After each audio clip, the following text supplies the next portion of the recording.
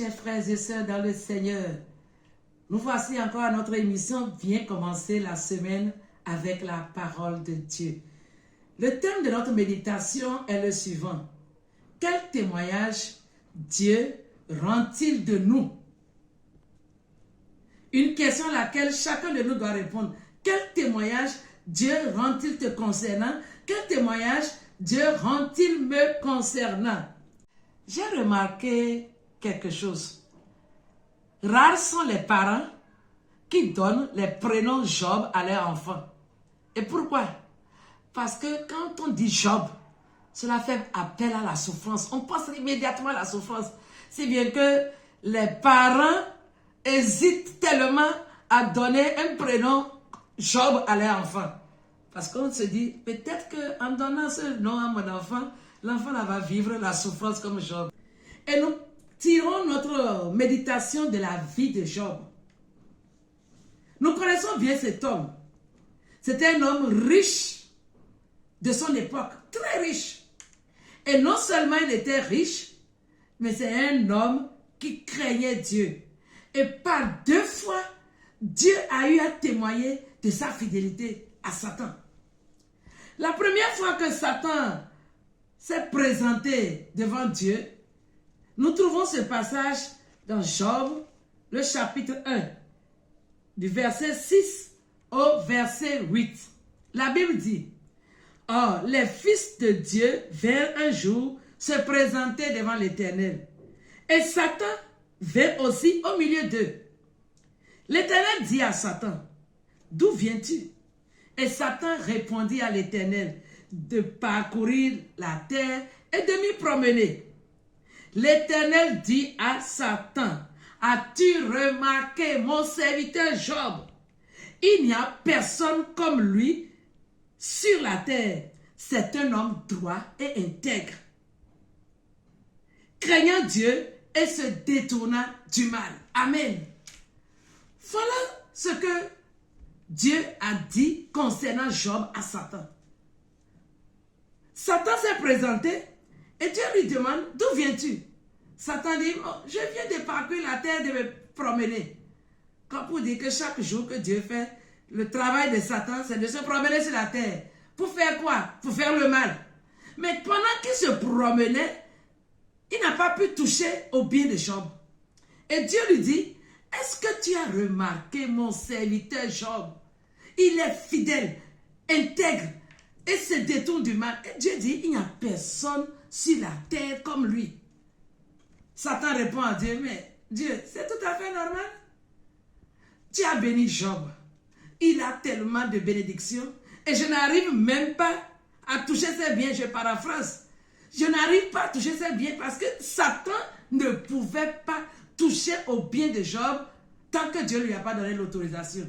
Pour nous dire que, frères et sœurs, nous qui sommes enfants de Dieu, nous avons une protection et nos biens sont en protection, en sûreté. Satan ne peut pas nous toucher tant que Dieu ne lui a pas donné l'autorisation.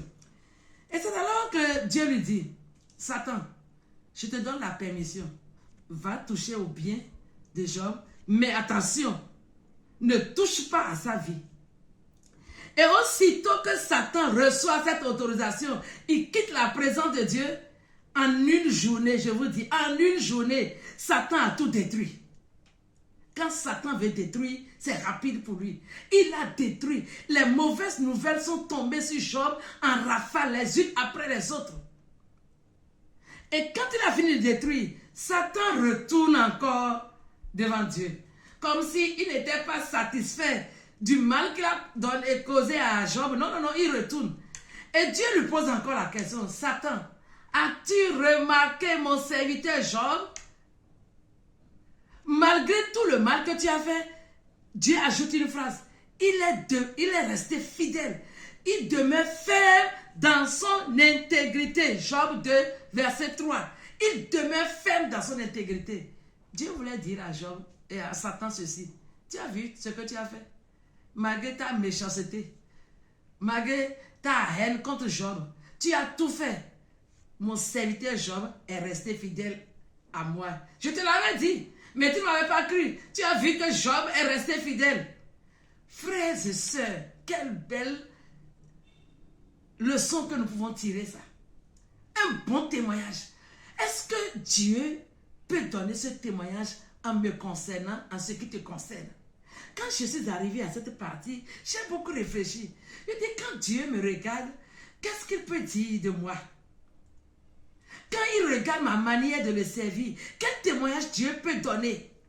Quand Dieu te regarde, toi aussi, mon frère qui m'écoute, quand ma soeur, toi qui m'écoutes, quand Dieu observe ta manière de le servir, est-ce qu'il peut témoigner de toi comme il l'a fait pour Job? 2 fois, Dieu a dit à Satan, tu as vu mon serviteur, il est resté fidèle. Frères et sœurs, cela doit nous amener à réfléchir. Quel témoignage Dieu va-t-il rendre de nous? De cette leçon, je voudrais que nous retenions 2 choses importantes. La première chose que je vais retenir comme leçon de la vie de Job est la suivante. Job n'aimait pas Dieu à cause des bénédictions. Non. Job ne servait pas Dieu à cause des intérêts. Non. Mais il aimait son Dieu de tout son cœur. C'est pourquoi la souffrance n'a pas pu enlever à Job l'amour qu'il avait pour Dieu. Même pas un iota. L'amour de Job pour Dieu n'a pas changé. Pourquoi? Il ne servait pas Dieu par intérêt. Malheureusement aujourd'hui, bon nombre sont les chrétiens qui disent nous aimons Dieu, ils sont à l'église, mais pourquoi? À cause des biens, à cause des intérêts, à cause de ce que Dieu va leur donner. Et lorsque quelque chose leur manque, une petite situation arrive, rapidement ils tournent dos à Dieu. Frères et sœurs, aimons Dieu de tout notre cœur. Ne suivons pas le Seigneur seulement à cause de ce que nous allons retirer, à cause des bénédictions, à cause de la protection, à cause de la santé qu'il nous donne. Non, mais aimons Dieu de tout notre cœur. Deuxième leçon à retenir. La souffrance peut nous rapprocher de Dieu comme elle peut nous éloigner de Dieu. N'oublions jamais ça. Dans le cas de Job ici, la souffrance ne l'a pas éloigné de Dieu, mais ça l'a rapproché davantage de son Dieu. Si elle va nous rapprocher ou mais nous éloigner de Dieu, la souffrance, cela dépend de notre attitude face à la souffrance. Et à la fin de l'histoire de Job, quand vous lisez le chapitre 2, le verset 10, la Bible dit, en tout cela, Job ne pécha point contre l'Éternel par ses lèvres. Malgré la dure épreuve, la souffrance qu'il a eu à affronter, Job est resté fidèle à Dieu. Frères et sœurs, que le Seigneur nous aide à aimer Dieu de tout notre cœur comme Job. Et que rien ne nous sépare de notre Dieu. Ni la mort, ni la maladie, ni les épreuves, ni le chômage, ni les échecs, que rien, absolument rien ne nous éloigne de notre Dieu. Soyons des hommes et des femmes qui s'accrochent à Dieu, quelle que soit la tempête. Et à la fin, nous allons voir la gloire de Dieu. De la même manière que la vie de Job s'est terminée d'une manière glorieuse, nous aussi, si nous sommes fidèles à Dieu et que nous nous attachons à notre Dieu, notre histoire se terminera d'une manière glorieuse. Que le Seigneur vous bénisse et bonne méditation à chacun de vous. Shalom.